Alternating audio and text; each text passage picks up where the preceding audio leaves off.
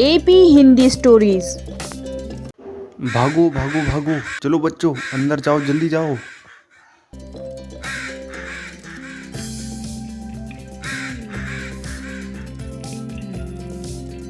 और इसी तरह होती है श्यामपुर की हर शाम। पर आखिर इतना डर किस चीज का? जरूर कोई जंगली जानवर आता होगा यहाँ, इसलिए। नहीं नहीं, यहाँ डर का कारण है मंगतू डाकू। अरे कौन है ये मंगतू डाकू जिससे सब लोग इतना डरते हैं? हमें भी तो बताओ। मंगतू डाकू दिखने में जितना छोटा लगता है उतना है नहीं। आसपास के पूरे 10 गांव में मंगतू का ही राज चलता है। अच्छा, तो क्या मंगतू डाकू सच में इतना खतरनाक है? हाँ, तो चलो मैं बताती हूँ तुम्हें मंगतू के बारे में। नाम मंगतू, कद बस 4 फुट, काम लोगों को डराना और उनसे पैसे वसूलना। पर फिर भी मैं सोच रहा हूँ इसका इतना डर क्यों है?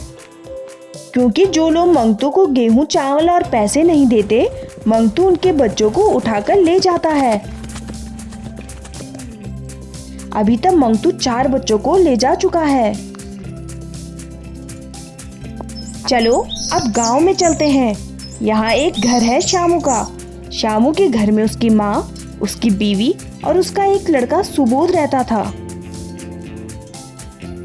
सुबोध बहुत शैतान था और किसी से डरता नहीं था।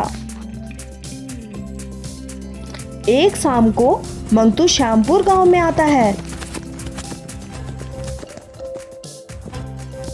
और जोर से बोलता है, श्यामू कहाँ है तू? बाहर आ और एक कट्टा गेहूं का ला। थोड़ी देर तक जब कोई बाहर नहीं आता तो मंगतू को गुस्सा आता है और वह जोर से चिल्लाता है, ओ रे श्यामू, शायद तू कान कम सुनता है। बाहर आता है कि मैं तेरे लड़के को ले जाऊं। श्यामू बाहर आता है और बोलता है, नहीं नहीं, मैं आ गया। एक बार में सुनता नहीं है क्या तू श्यामू? सुना है तेरा लड़का किसी से नहीं डरता, उसको बताना मेरे बारे में। मंगतू डाकू इस बार श्यामू को छोड़ देता है।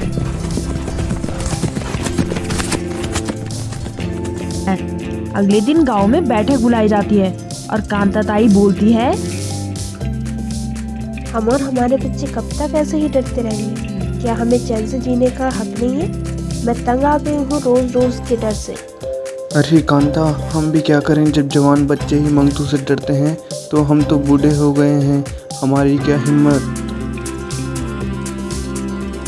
सुबोध ये सब सुन रहा होता है और मन ही मन सोचता है कि मैं मंगतू डाकू को सबक जरूर सिखाऊंगा। अब कुछ दिन बाद मंगतू डाकू फिर से गांव में आता है और बोलता है, ओ रे श्यामू कहाँ है तू? आज मुझे चावल का कट्टा चाहिए।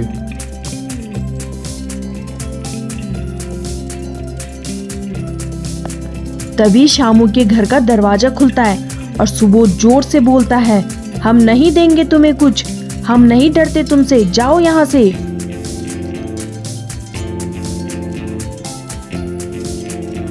हा हा हा, तू श्यामू का लड़का है ना? अगला नंबर तेरा ही है बेटा। नहीं, हमें माफ कर दो, ये तो अभी छोटा बच्चा है, इसे माफ कर दो।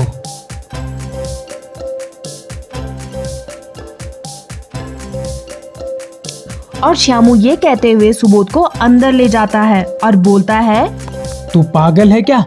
तुझे डर नहीं? मंगतू तुझे ले जाएगा। आज के बाद जब जब मंगतू गांव में आएगा तो बाहर नहीं निकलेगा। यह सुन के मंगतू को बहुत गुस्सा आता है। ऐसे ही कई दिन बीत जाते हैं पर अब मंगतू नहीं आता।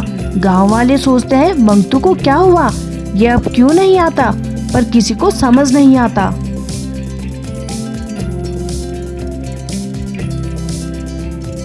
गांव में एक लड़का भागते भागते आता है और बोलता है, सुनो सुनो, मंगतू डाकू का लड़का गायब हो गया है, कोई उसे उठाकर ले गया है। हे राम, अब मंगतू से बड़ा कौन आ गया? अगले दिन मंगतू गांव आता है और रोते रोते हाथ जोड़कर बोलता है,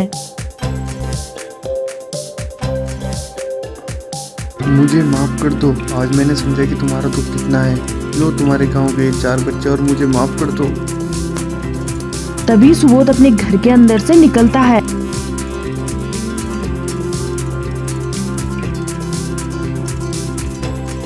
और बोलता है, हे मंगतू, तुमने हमारे साथ बहुत गलत किया, इसलिए मैंने तुम्हें सबक सिखाने के लिए तुम्हारा बच्चा छुपा दिया था।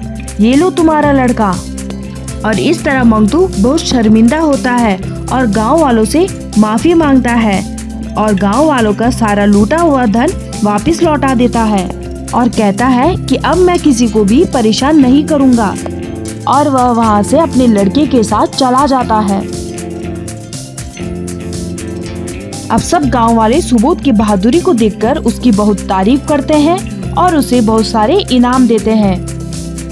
तो सुना तुमने, ये है डाकू मंगतू और बहादुर सुबोध की कहानी। हाँ हाँ, क्यों नहीं। सुबोध तो बहुत बहादुर और समझदार लड़का निकला। पर ये बताओ, इस कहानी से हमें क्या सीखने को मिलता है? इस कहानी से हमें यह सीख मिलती है कि हमें हमेशा बहादुरी से काम करना चाहिए और किसी से डरना नहीं चाहिए।